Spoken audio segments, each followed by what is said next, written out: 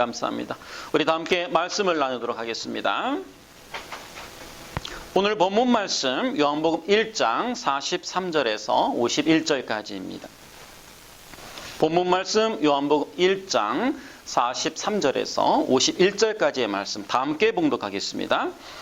이튿날 예수께서 갈릴리로 나가려 하시다가 빌립을 만나 이르시되 나를 따르라 하시니 빌립은 안드레와 베드로와 한 동네 벳세다 사람이라.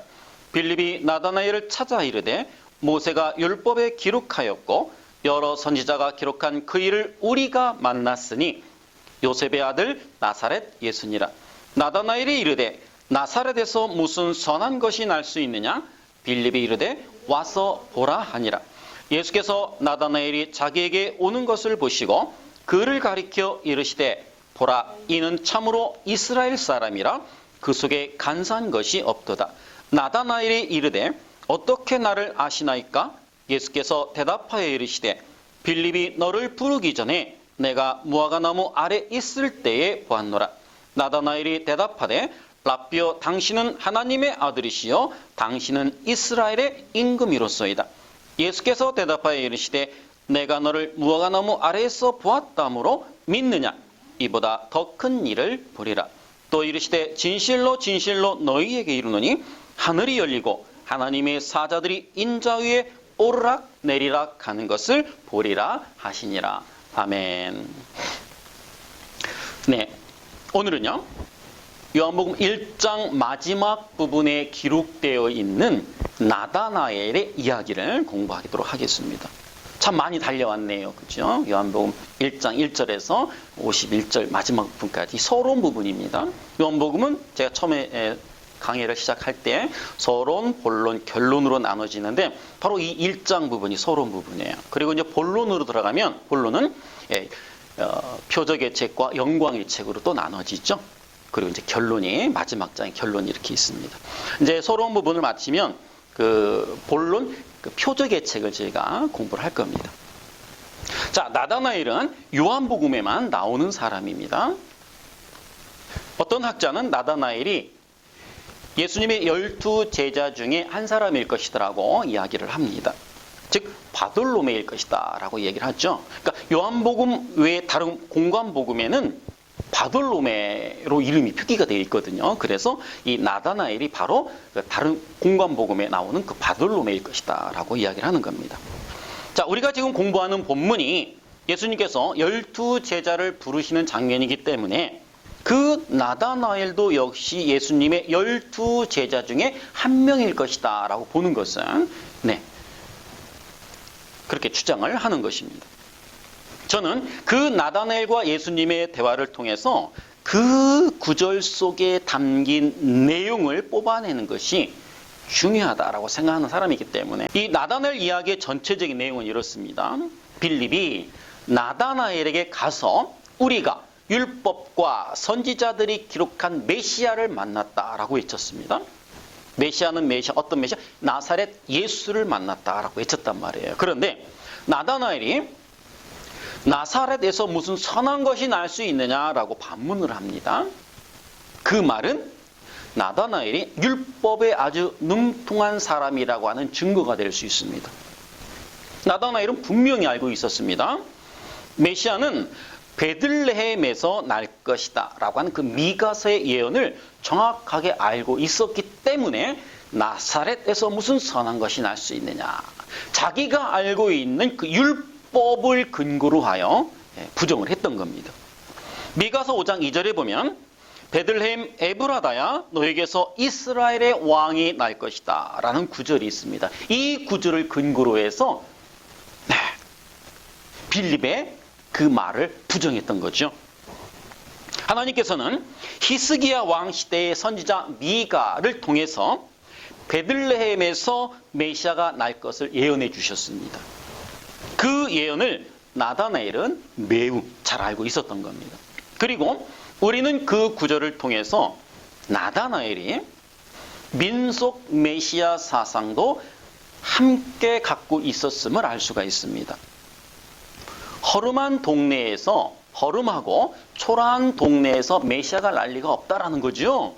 이거는 예수님을 지금 무시하는 말입니다. 분명 나다나엘은 예수님을 무시하는 발언을 했어요. 메시아는 그렇게 허름한 동네에서 날 리가 없다. 그 말은 곧 나사렛에서 무슨 선한 이가 날 수 있겠느냐 이 말이거든요. 그러니까 이 말 속에는 그렇게 허름하고 초라한 동네에서 그 메시아가 날 리 없다 이 말이거든요. 그러자 빌립이 나다나엘에게 그럼 와봐. 한번 가서 보자. 나랑 같이 가서 그럼 내가 소개하는 그분을 네가 한번 직접 만나봐라. 라고 나다나엘을 데리고 예수님께로 갑니다. 그렇게 나다나엘은 빌립에 이끌려 주님께로 갑니다. 근데요, 주님은 그 나다나엘을 보자마자 엄청난 선포를 합니다. 이는 참 이스라엘 사람이라 그 속에 간사한 것이 없도다.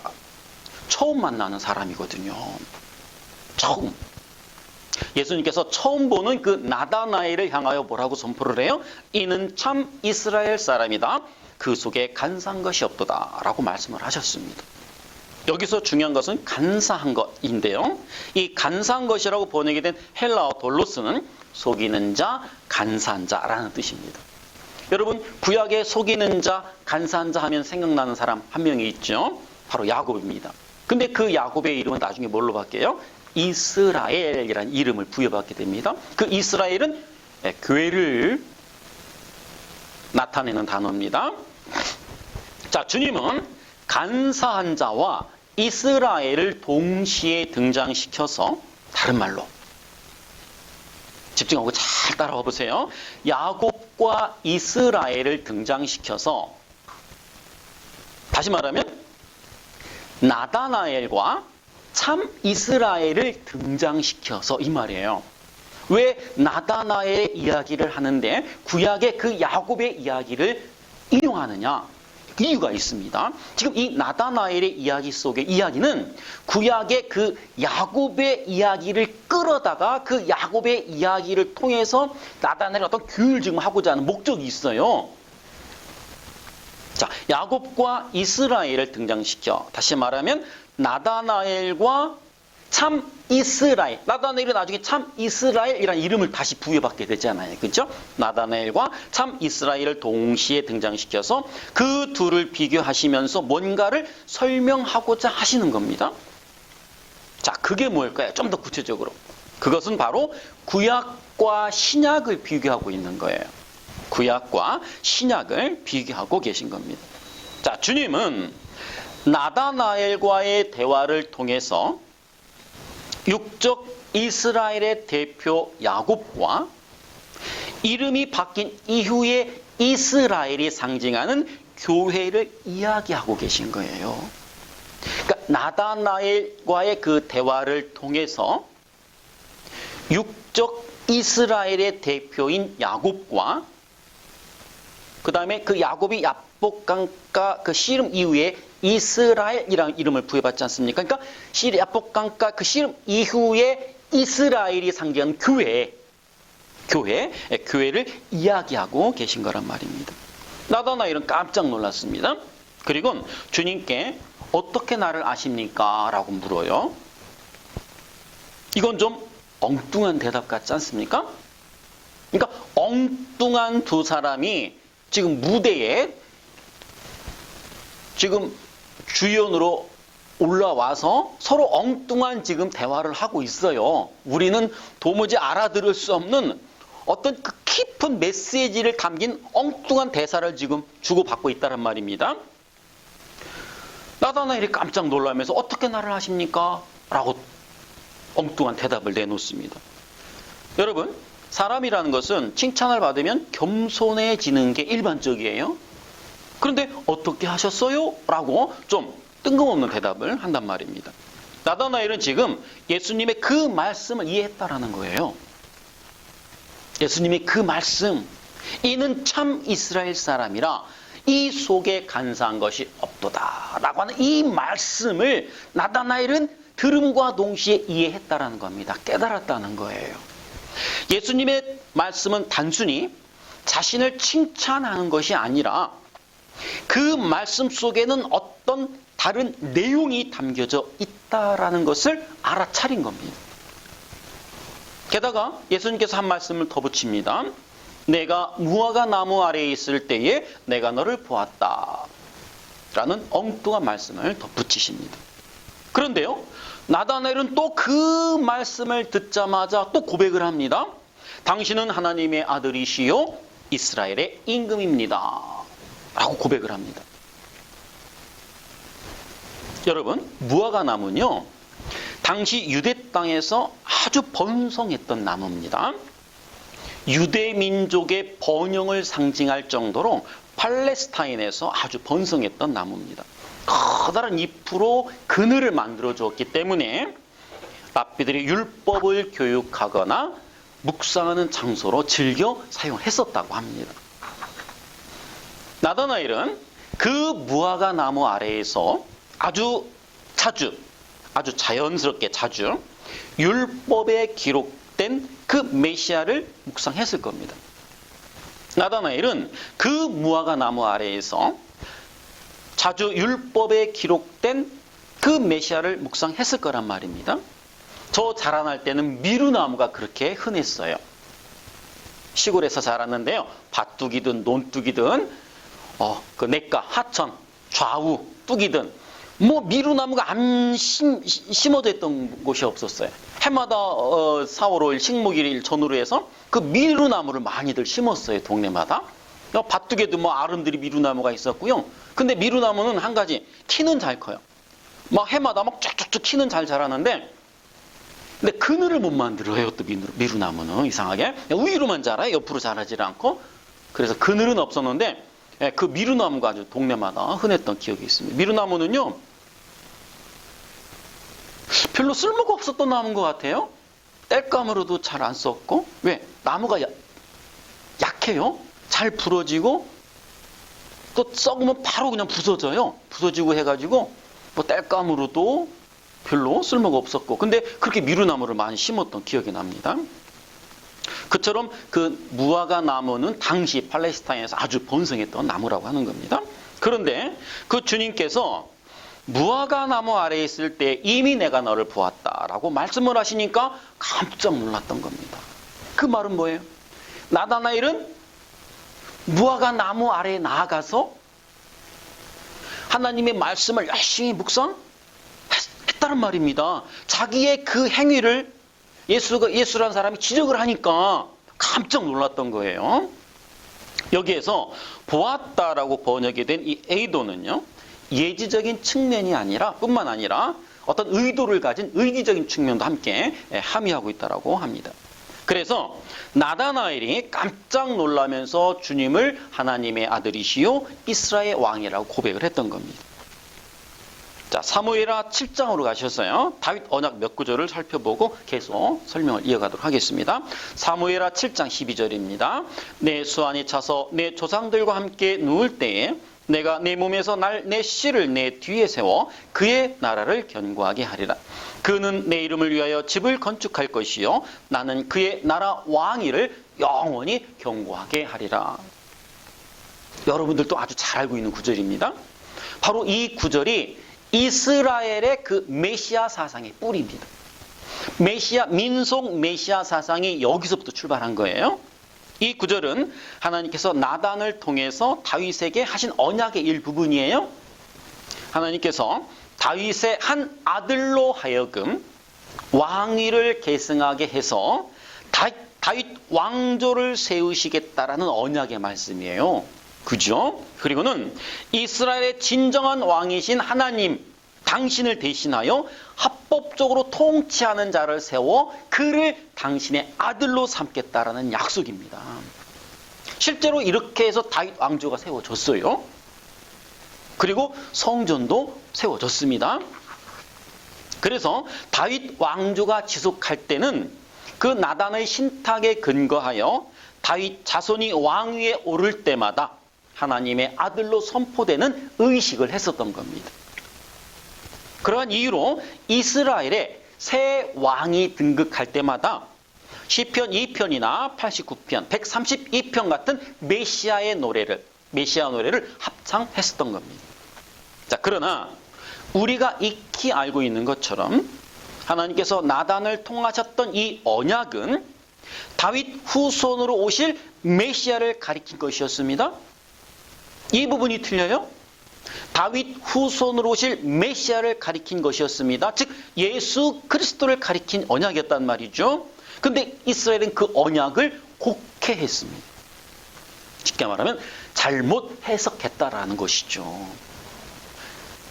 영원할 줄만 알았던 그 다윗 후손과 그 다윗 왕국이 멸망해버렸습니다. 나단의 신탁에 보면 영원히 견고케 하리라 라는 이 말씀을 믿었거든요. 그러니까 영원할 줄만 알았던 이 다윗 후손과 그 다윗 왕국이 멸망했다니까요. 그래서 당황했습니다. 그들은 엄청 당황스러워했어요. 영원할 줄만 알았던 그 다윗 왕국이 흔적도 없이 사라졌단 말입니다. 여러분도 아시다시피 솔로몬의 아들 르호보암 때 이스라엘이 둘로 갈라졌죠. 그리고 북이스라엘과 남유대마저 차례차례 이렇게 멸망해 버렸습니다. 그래서 무척 당황스러워했단 말이죠.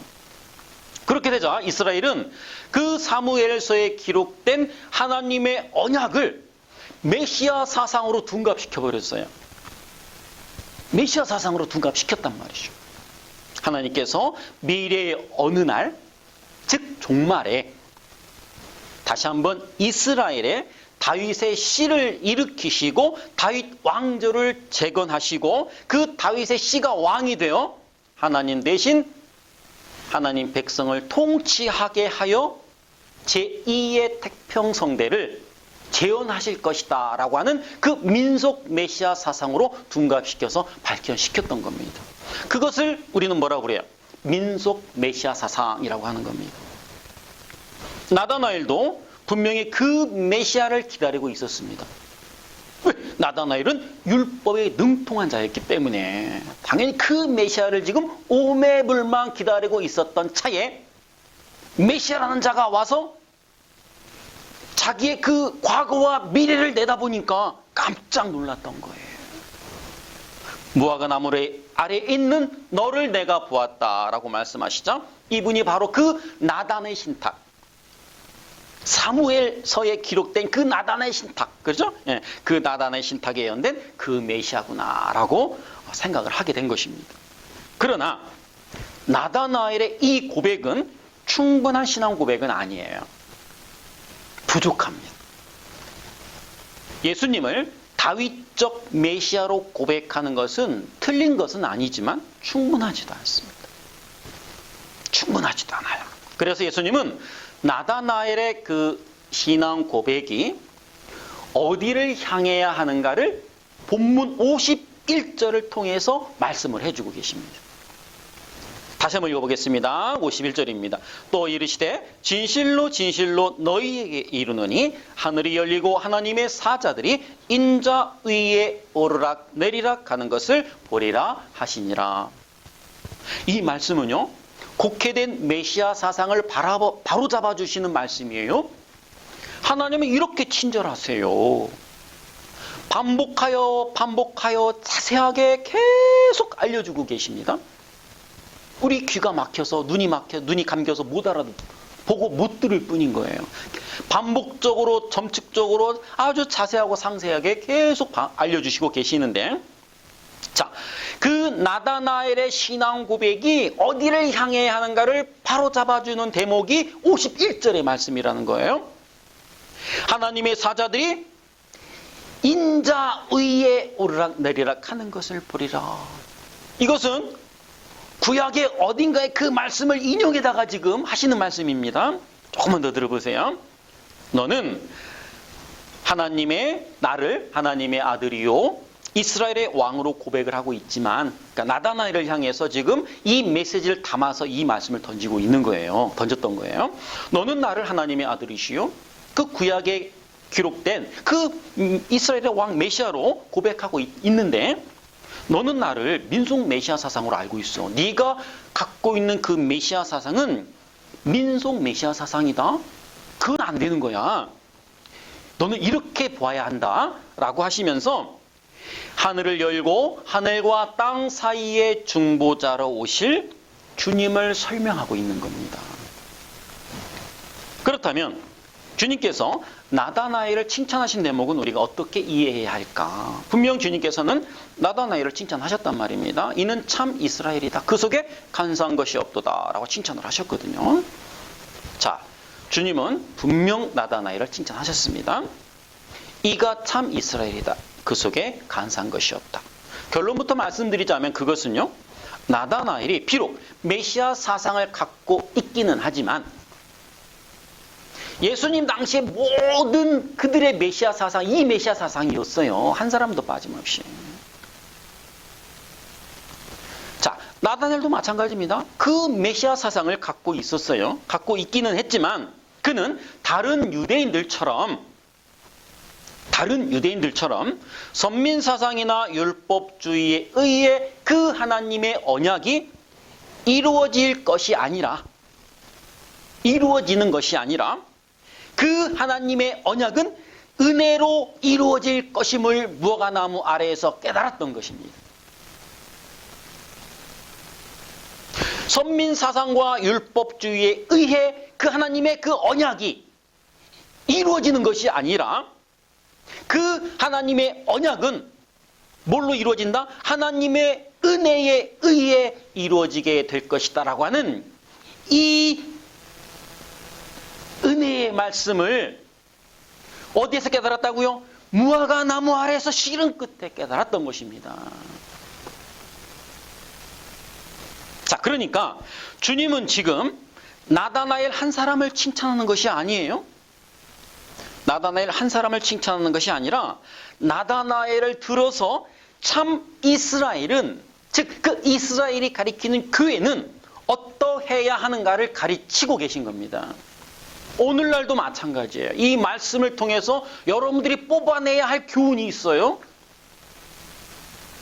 자, 그 내용을 좀 더 쉽게 이해하기 위해서는 여러분들이 반드시 야복강가 그 씨름 이전의 야곱과 씨름 이후의 그 이스라엘, 그 내용을 여러분들이 깊이 있게 이해를 하고 계셔야 합니다. 자, 그래서 여러분들 이해를 돕기 위해서 그 예화를 끌어다가 좀 설명을 해드릴까 합니다. 여러분, 야곱은요, 이미 어머니 뱃속에서부터 하나님으로부터 복을 약속받은 사람이에요. 그렇죠? 예, 그렇습니다. 태어나기 전부터, 이 말은 뭐예요? 창세 전부터 상징적인 표현이에요. 태어나기 전부터 이미, 다시 말해 어머니 뱃속에 있을 때부터 하나님으로부터 그 축복을 약속받은 사람입니다. 여러분들이 이 땅에 오기 전부터, 다시 말하면 창세 전부터 여러분들은 하나님으로부터 축복을 약속받으신 분들이에요. 이걸 예정이라고 합니다. 그 하나님의 복은 은혜로 자연스럽게 주어지게 되어 있습니다. 은혜로 자연스럽게 주어지게 되어 있었던 겁니다. 그런데 야곱은 너무 성급했어요. 꼭 적었습니다. 네, 너무 성급했어요. 좋은 건 알아요. 너무 좋은 것인지 알기 때문에 기다릴 수가 없었어요. 인간이 다 그렇습니다. 야곱뿐만이 아니라 야곱의 이름을 빼고 거기에 우리의 이름을 넣으면 딱 맞는다라고 말씀을 드렸어요. 나다나엘의 이름을 빼고 그 자리에 내 이름을 집어넣으면 그게 내 얘기가 되는 거예요.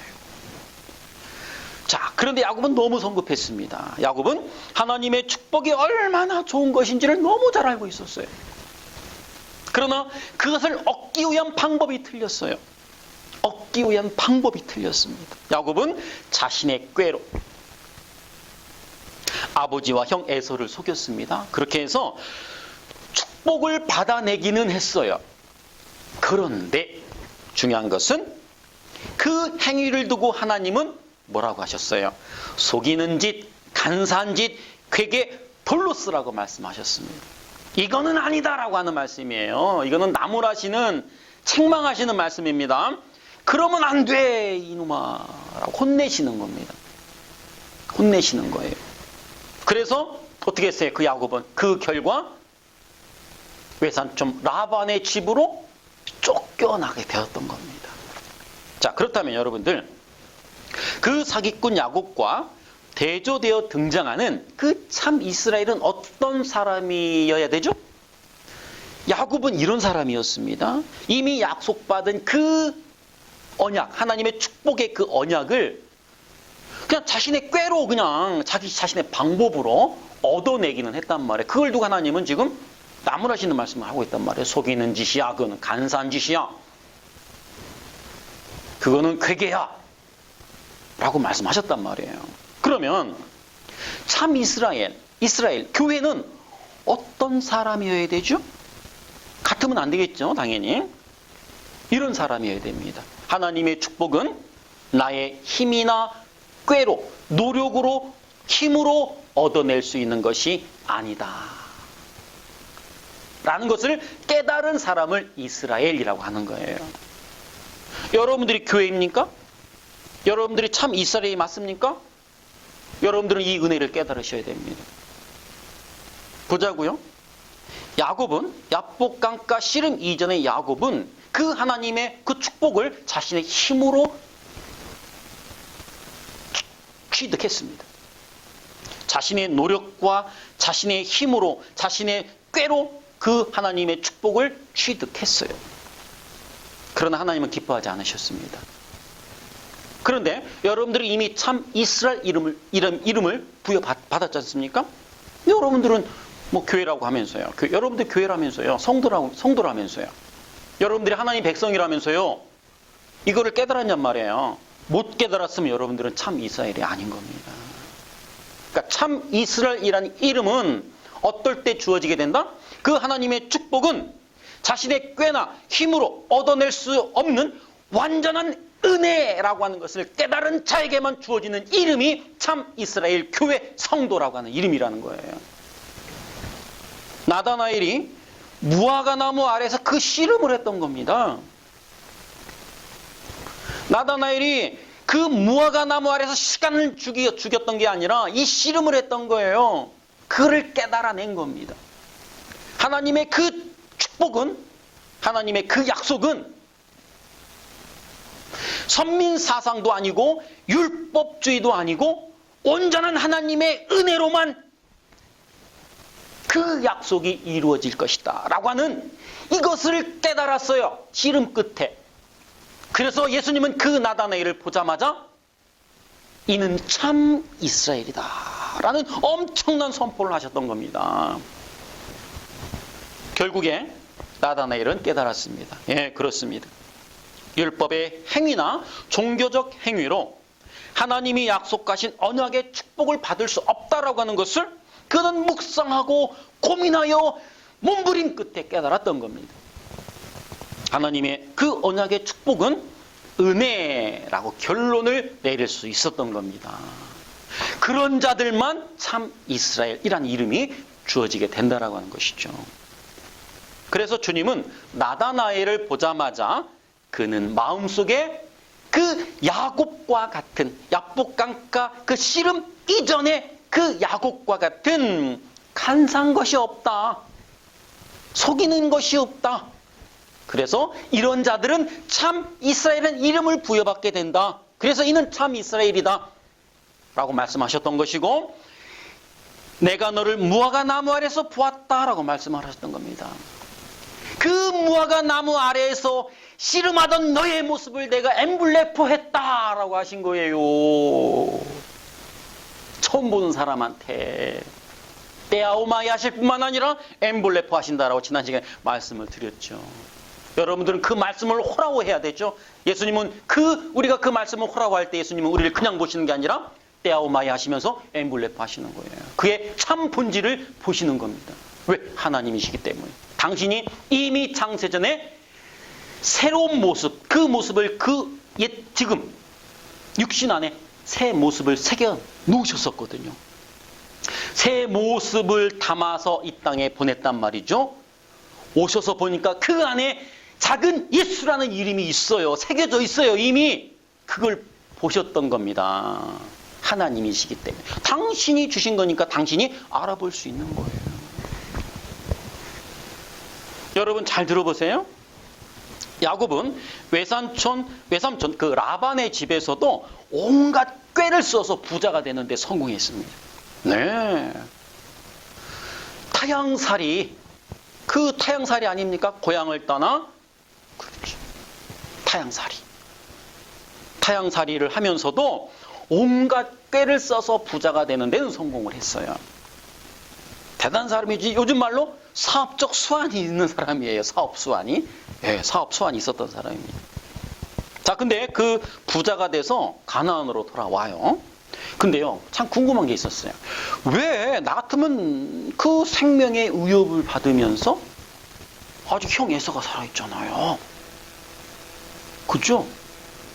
그 형 에서가 무서워서 두려워서 외삼촌 집으로 도망갔었는데, 근데 굳이 그 형 에서가 멀쩡히 살아있는 그 땅으로 왜 돌아가려고 그렇게 마음을 먹었을까요? 야곱이?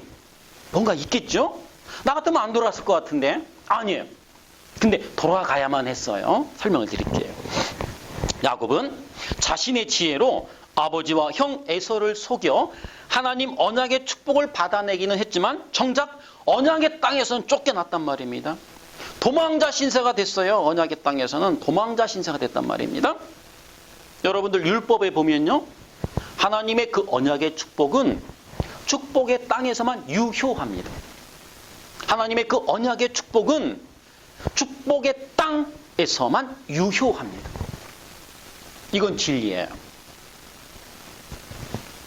따라서 야곱은 어떻게 해서든지 하나님의 그 언약의 땅으로 돌아와야만 했던 것이죠. 가나안으로 돌아와야만 했던 겁니다. 그래서 그 땅에서만 유효했기 때문에, 물론 상징적인 표현이지만요. 그래서 그는 축복의 땅으로 돌아가기 위해서 식솔들과 육축을 이끌고 대장정에 나섭니다. 그런데요, 형 에서가 군사 400을 이끌고 자기를 맞이하러 온다는 소식을 접합니다. 야곱은 형 에서에게 맞아 죽을까 봐 겁이 덜컥 났어요. 겁이 났겠죠. 겁나서 도망갔으니 그 형이 자기를 마중 온다고 하니 얼마나 겁이 났겠습니다. 자, 그런 찰나에 야복강가에 이제 이르렀어요. 야곱은 또 술수, 꾀를 내기 시작합니다. 자기에게 덜 소중한 것부터 건너가게 하자라고 결론을 냈어요. 고민 끝에 자기에게 덜 소중한 것부터 건너가게 하자. 그래서 가축을 먼저 건너가게 하고 하인을 건너가게 하고 그다음에 그 하인 출신의 아내들과 아이들을 건너가게 하고 레아와 자녀들을 건너가게 하고 마지막으로 라헬을 건너가게 합니다. 그리고는요, 자신은 건너가지를 않아요. 야복 강가에 남아서 사태의 추이를 지켜봅니다. 형이 어떻게 반응하는지를 봐야잖아요. 아니, 무턱대고 건너갔다가 형한테 멱살이라도 잡히면 어떡합니까? 그게 두려웠던 거예요. 건너가지 않고 강가에서 그 사태의 추이를 지켜봅니다. 여차하면 혼자서라도 도망가야 했기 때문에 그렇지요. 끝까지 야비하고 끝까지 교활하고 치사스러워요. 이런 남자를 남편으로 두면 안 된단 말입니다. 그런데요, 다 이래요. 다 이렇습니다. 다 이래요. 아니에요. 다 이래요. 그걸 배우는 겁니다. 신앙 안에서 배우는 거예요. 자, 밤에 하나님께서 찾아오십니다. 그리고는 야곱과 씨름을 하시죠. 그런데 야곱이 포기할 줄을 몰라요. 더 깊이 손을 뻗어 찔러 넣습니다. 삿발을 더 당겨 잡아야 되거든요. 더 깊이 손을 찔러 넣습니다. 자, 끝내 하나님께서 야, 얘 안 되겠네. 야곱의 환도뼈를 꺾어버리셨어요. 환도뼈를 치다라고 하는 것은 죽여버리다라는 뜻이라고 그랬죠. 이 환도뼈는 생식기란 뜻입니다. 정확하게 표현하면요. 그러니까 전인이 거기서 죽은 거예요. 그러니까 야곱은 거기서 죽은 겁니다. 근데요, 그 씨름은 중요한 건 어떤 영적 메시지를 갖고 있는데요. 육적인, 단순히 그 육체적인 힘겨루기가 아니라고 그랬어요. 아, 굳이 하나님께서 피조물, 그 인간과 씨름 한판 하시기 위해서 그 밤에 내려오셨겠습니까? 그건 아니잖아요. 그 씨름을 통해서 어떤 메시지를 담고 있는 거죠. 영적 메시지를 담고 있는 거예요. 그 말은 뭡니까? 하나님은 거기서 야곱을 죽이신 거예요. 야곱이 상징하는 예수를 죽인 겁니다. 거기서 예수를 죽인 거예요. 하나님을 떠난 타락한 인간은 우주의 중심에 스스로 앉아버렸습니다. 자신의 왕자에 자기 자아를 갖다 앉혀놓고 살잖아요. 그래서 자기 외부의 모든 것들이 나를 중심으로, 자기 자신을 중심으로 존재해 주기를 바라고 또 그렇게 돌아가기를 희망합니다. 그렇게 안 될 때는 화를 내고 짜증을 내는 겁니다. 그리고 타락한 죄인은 하나님으로부터 공급되는 생명력과 보호하심과 지키심을 상실했기 때문에 이제는 스스로 힘을 축적하여 자신을 보호해야만 했습니다. 이후부터 타락한 인간은 하나님의 도움 없이도 무엇이든지 자신의 힘으로 이루어낼 수 있다라고 하는 그 착각 속에 살게 되었습니다. 그런 삶을 살다 보니까 하나님의 축복을 잃고 생명을 잃고 보호하심을 잃고 지킴을 상실했잖아요. 그러니까 스스로 자신이 보호해야만 했단 말입니다. 환경으로부터 자신을 보호해야 했고 들짐승으로부터도 나 자신을 보호해야만 했습니다. 그러니까 힘을 축적할 수밖에 없었어요. 그때부터. 울타리를 세우고 내 자라는 울타리를 확장시켜 나갈 수밖에 없었던 거예요. 그 모든 것들은 다 나 자신을 견고하게 지키기 위해서 세웠던 울타리였지 않습니까? 여러분들 가정도 여러분들의 울타리예요. 여러분들 새끼들, 자식도 여러분들의 울타리입니다. 나 외의 모든 것들은 여러분들의 울타리예요. 다. 여러분들의 힘이며 여러분들의 뒷배경이 되는 겁니다. 여러분들이 왜 그 옛 동창회 모임이니 무슨 모임이니 왜 이렇게 자주 나갑니까? 왜 이렇게 목숨을 거기에 찾아가요? 이유가 있지 않습니까? 그게 나의 세력이 되지 않습니까? 나중에 후에? 세력을 점점점 확장시켜 나가는 거예요. 나의 존재 이유를 거기에다 두는 겁니다. 존재 이유를 거기다 두는 거예요. 그게 나의 힘이며 그게 나의 자랑이고 그게 나의 명예거든요. 내가 누구와 함께 어울리느냐, 이건 곧 나의 가치 아닙니까? 기준이 거기에 있잖아요. 세상 사람들의 기준이라는 것은. 그래서 그래요. 우리 동네에 누가 있는데 자기하고 뭔 상관이 있어요, 그게. 그자가 자기 동네에 사는 거하고 자기하고 뭔 관계가 있냐고요. 근데도요, 그게 나의 자랑이에요. 내 힘이 되거든요. 내 뒷배경이 되거든요. 우리 동네는 그렇게 훌륭한 사람이 나랑 같이 태어나서 같이 지금 자랐고, 내 형님이고 내 아우고 선후배지간이다. 내 지인이며 혁인이며 학연이다. 이게 자랑이 되는 세상이에요, 오늘날. 자기 힘이 되거든요. 이게 울타리에 자라고 하는 울타리를 그렇게 구축해 나가는 겁니다. 그런 착각 속에 살게 되었어요. 야복강가의 그 야곱이 바로 그러한 죄인들을 대표하는 인간이었단 말입니다. 그러한 죄인들을 대표하는 인간이 바로 야곱을 들어서 우리들에게 뭔가를 교훈시키는 겁니다. 너가 이런 놈이었어, 임마. 네가 이런 야곱이었어. 네가 이 야곱이야. 그러니까 그 야곱의 이름을 빼고 내 이름을 집어넣으면 그게 맞는다니까요. 아니라고요? 거짓말하지 마시고요. 그게 우리들의 참 모습입니다. 오늘날. 하나님은 그러한 야곱에게 은혜를 부어주시기를 원하셨습니다. 그러한 나를 향하여 하나님의 그 은혜가 부어졌단 말입니다. 그 귀하라고 끝까지 치사하고 마누라 자식 새끼 다 버리고 생명같이 여겼던 그 육축까지도 버려가면서까지 여차하면 도망가려고 마음먹었으니까요. 그러한 아주 무익한 자에게 하나님의 은혜가 찾아오셨단 말입니다. 그렇게 해서 환도뼈를 치셨습니다. 그 환도뼈를 치셨다는 것은 은혜가 임한 겁니다. 아니, 그게 어떻게 은혜가 임한 거예요? 아니요, 더 들어보세요. 고집스러운 야곱들은 어떻게 해서든지 자신들의 힘과 노력과 지혜로 축복을 얻어보겠다고 애를 씁니다. 그러한 야곱들에게 너희의 힘으로는 하나님이 주시는 축복, 다른 말로 언약의 땅에 절대 들어갈 수 없다는 것을 환도뼈를 위골시켜서라도 가르치시고 싶으셨던 겁니다. 강 저편은 형 에서가 400군사를 데리고 자기를 맞이하러 왔어요. 여차하면 그냥 그 칼에 죽습니다. 그 형이 그냥 놔두었어요. 그죠? 목적을 가지고 야곱 동생을 마중 온 겁니다. 강 저편은 400군사를 이끈 형 에서가 기다리고 있습니다. 건너갈 수가 없어요.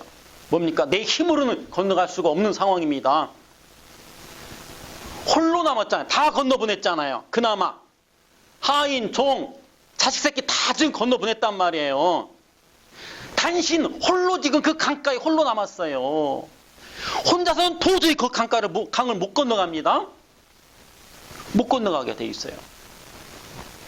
못 건너갑니다. 그러니까 너의 힘으로는 그 언약의 땅으로는 절대 들어갈 수 없다. 다른 말로 언약의 땅에 절대 들어갈 수 없다라는 것을 환도뼈를 위골시켜서 지금 교훈하고 있는 거예요. 참 하나님께서는 무대장치를 정확하게 놓으신 거죠. 무대장치를 정확하게 놓으신 거예요. 만약에 형 에서가 400구슬을 이끌고 마중 오지 않았다라면 건너갔을 거예요. 그럼 뭡니까? 자기 힘으로 넘어가는 거예요. 자기의 힘으로, 노력으로, 꾀로, 자기가 가진 자원으로 건너가는 거예요. 그죠? 하나님이 딱 막으셨어요. 못 건너가게. 못 건너가게 막으셨다니까요. 인간의 힘으로는 도저히 약속의 땅에 들어갈 수 없다라는 거죠. 인간의 힘으로는 절대, 노력으로는 결단코 약속의 땅에 들어갈 수 없다라는 것을 지금 보여주고 계신 겁니다. 야곱을 통해서요.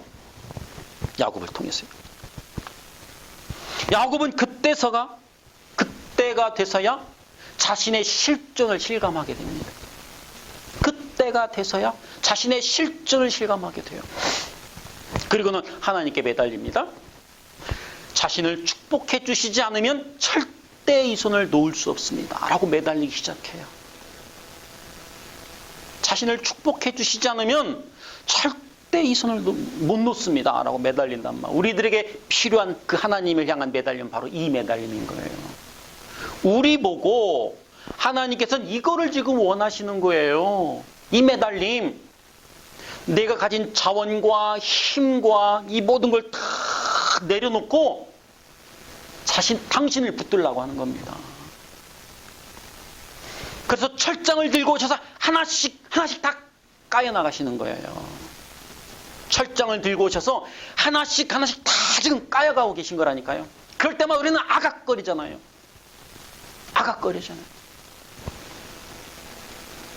이 매달림은 은혜를 향한 매달림입니다. 은혜를 향한 매달림일 거예요.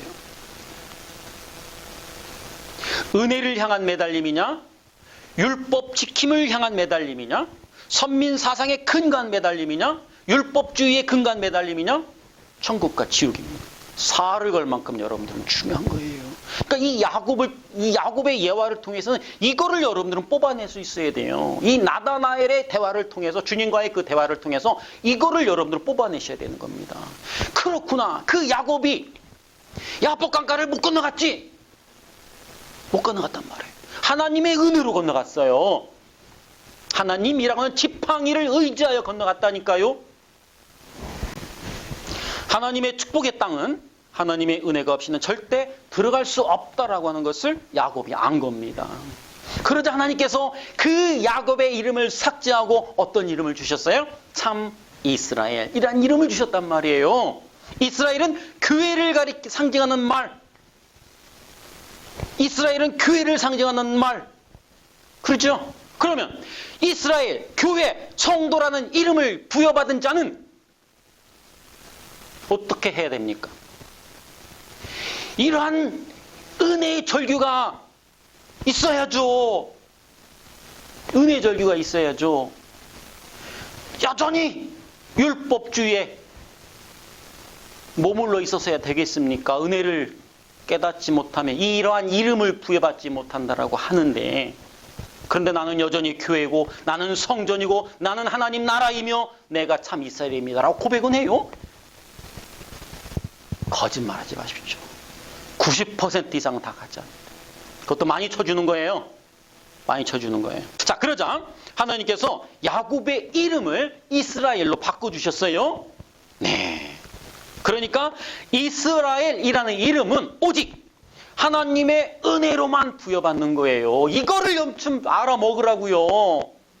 야곱이 한 게 뭐가 있습니까? 야곱은 여전히 간산자, 쾌계하는 자, 쾌계 톨로스, 끝까지 치열하고 야비한 자식이었어요. 그게 나였단 말입니다. 내가 교회라는 이름을 갖는데 내가 뭐 한 것이 뭐 있어요? 보탠 게 있습니다? 있습니까? 예! 라고 하는 자식은 교회 아닙니다. 아니에요. 막 욕이 나와요. 막 지금. 답답하니까 막 화가 나고 욕이 나오는데 어떤 분은 그렇게 말씀하시더라고요. 설교는 듣는 이로 하여금 책망받는 듯한 느낌이 정확히 잘한 설교다. 꾸짖고 나무라고 막 칼로 토해내는 듯한 이런, 이게 정확히 복음이 선포되는 장소다라고 하더라고요. 맞아요. 여러분들은 제 설교를 들어가면서 아파해야 돼요. 저 자식은 왜 나를 쫓아다니면서 나를 저렇게 24시간 감시하는 듯한 그런 말을 자꾸 하지? 이런 느낌을 받으셔야 돼요. 여러분들이 이 설교를 통해서. 복음이 떨어지면 당연히 아픕니다. 성도는요. 내 안에 있는 나라고 하는 이 자아가 깨지는 순간이기 때문에 아파야 정상인 거예요. 여러분이 갖고 있는 그 자아라는 울타리를 여전히 견고하게 해주겠습니다. 가짜입니다. 빠져나오셔야 돼요.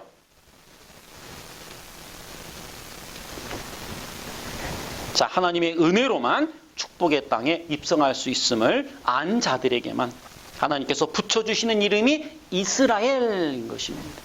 하나님께서는 당신의 모든 백성의 환도뼈를 치시는 방법으로 십자가를 선택하셨어요.